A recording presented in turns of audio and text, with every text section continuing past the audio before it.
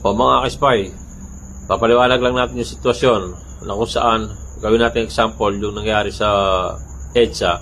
Tumalon yung estudyante nung pagtalon sa LRT, magbagsak sa baba, nasagasaan pa siya ng kotse na walang kinalaman sa kanyang pagtalon.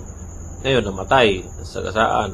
Ngayon, yung driver ng kotse, nakulong pa, pina-inquest, kinasuhan ng reckless imprudence resulting in homicide.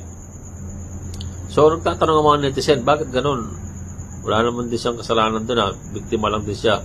Bakit kailangan pa sa makulong? O, ganito po yung sagot doon.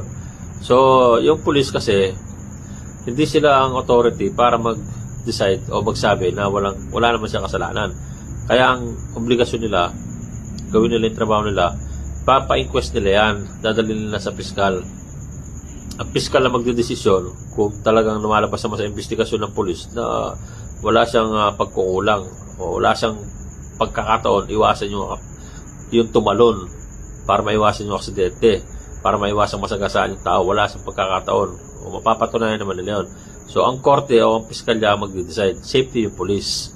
On the other hand naman, pero kung talagang gusto maging makatao ng pulis, pwede naman sila magdesisyon kung talagang alam nila, may discretion sila. Kung alam nila wala talagang kasalanan ng tao, pwede naman nilang ayusin na lang nila yun, nagawa nila ng paraan para hindi na maging kawaway tao, makukulong pa, wala namang kinalaman, di ba? So, yun yung mga ka-spy, yun ang paliwanag doon.